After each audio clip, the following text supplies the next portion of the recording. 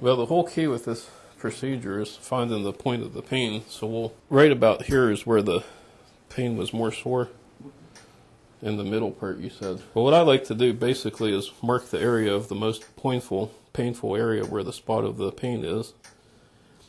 And with the probe, naturally the first thing is numbing the area, and that way the sensitivity isn't as bad either. So what we'll do first is freeze the skin, and then we'll inject the anesthesia through the spot where the nerve branches, but we'll block off the big nerve here right before it separates into the calcaneal nerve branches, and you'll feel a little coldness first here.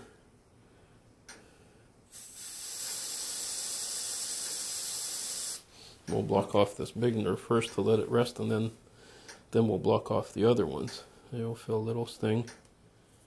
We're just using 2% lidocaine plain.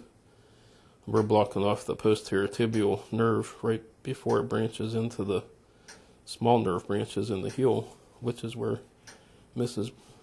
Beard's having more pain there. Okay.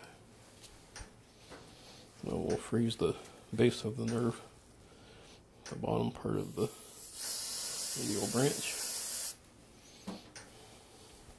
And we'll block off the branch of the medial nerve here. Now this part, again, you'll feel some sensitivity, but we'll place it in real easy so it won't be as bad. Usually we do more of a triangular block because that covers the whole base of the heel, especially where the pain was more sensitive for her heel there where the calcaneal nerve branch was. We'll let it get good and numb for a few minutes now before we do the actual procedure. Now at first the foot will feel somewhat heavy, but does it feel like the pain's letting up now? It's not as bad as it was initially. Okay. Well, the advantage of this procedure too is we can zoom right where the pain is, so the incision can be made small without using any stitches, but the probe can go 360 degrees, so it could cover a large area. But in Mrs. Beard's case, we'll just cover the spot in the medial area of the heel.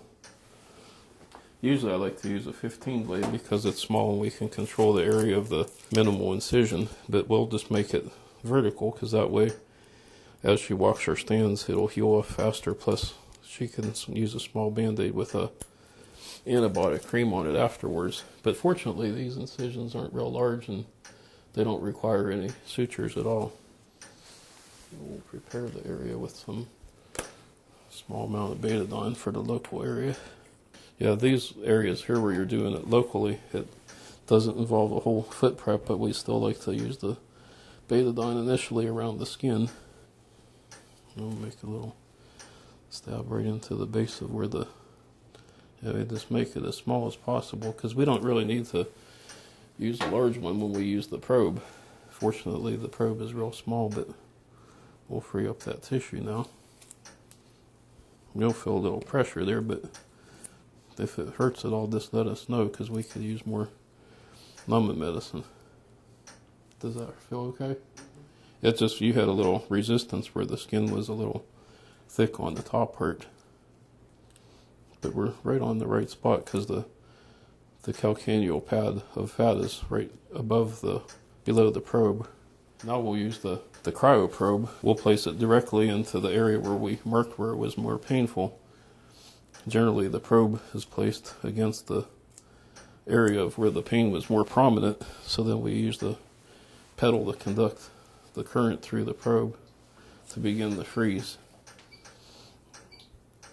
Usually we have to freeze the area 3 minutes and then let it dethaw for about 30 seconds because the probe and the ice will formate to the surrounding tissue, and if it doesn't have the dethaw, then when you pull the probe it'll cause the skin and some of the tissue to adhere. So after the first 3 minutes we'll give it a 30 or 45 second dethaw period. Internally it's minus 70 degrees, although what we feel externally is a lot different, and when the ice ball forms it destroys the myelin and the axon of the nerve to decrease the impulses.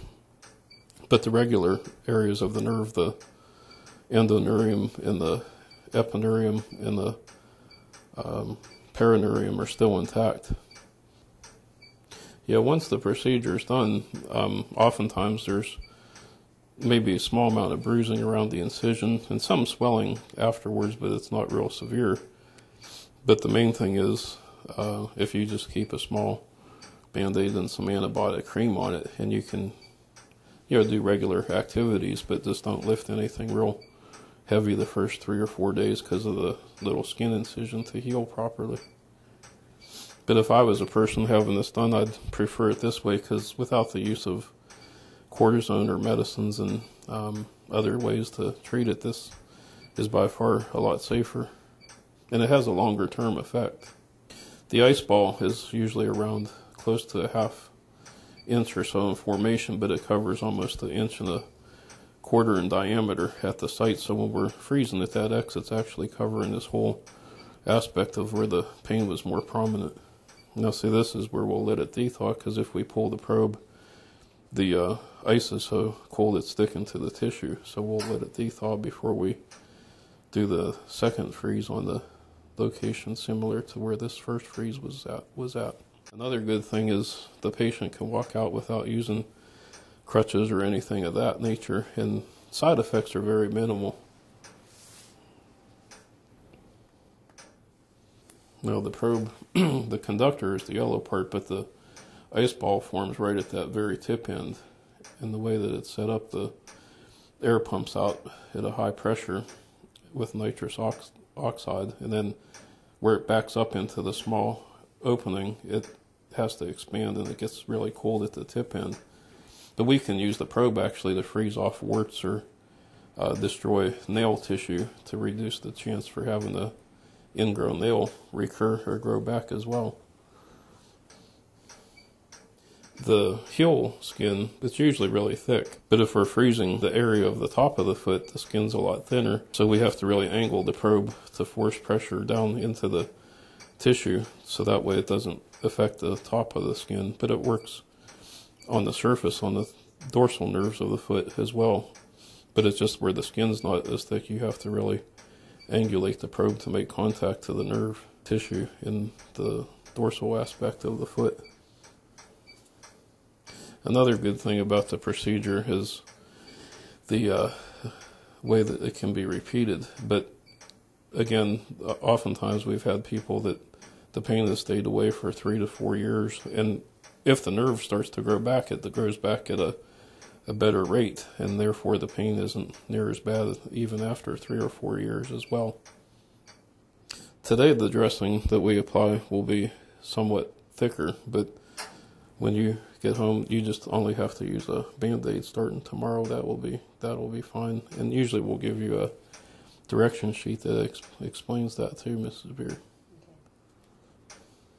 But yeah, we'll put this sterile dressing pad. Usually for post-operative dressings, we just use a sterile Telfa or Adaptic pad. As far as the site, there's very minimal bleeding, and after doing several of these procedures, there hasn't been many, in fact, any people that's had any infections because the area is so small. But then we'll usually put on a small amount of the 2x2s and 4x4 dressing and just a little compression wrap around it to secure it in place. Although I like to use Coban because it sticks to itself, and some people have allergies to the regular tape.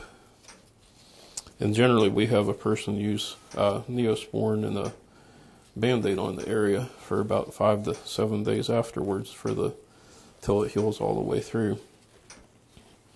But she'll be able to walk fine with, as long as she doesn't lift anything real heavy the first 3 to 5 days to allow the skin to heal properly.